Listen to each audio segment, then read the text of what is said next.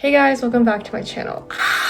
So, this video is the start of a 3-part series where I am redoing my office on a budget. So the budget is actually zero. I hate spending money. But at first I was like maybe like 300, maybe 250, but no. I did 150, which I think is still a good amount of money. I didn't want to replace anything. I wanted to just kind of utilize what I had already. First, kind of the planning. So I made a mood board.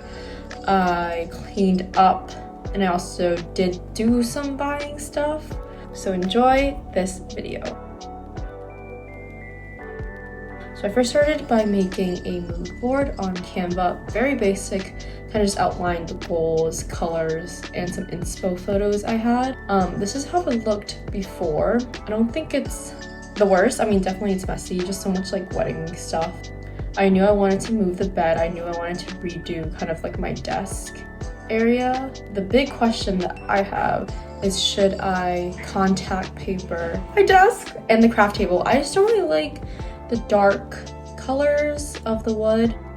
I just want something lighter because I do want like a cozy office / guest room vibe, but I also want it to be like light, like cozy but light. I rearranged the wire cubes that I had, and I put them under my sewing table just so I can rearrange some of my craft stuff. I hope you guys enjoy part 1. Like and subscribe, and I'll see you guys next video.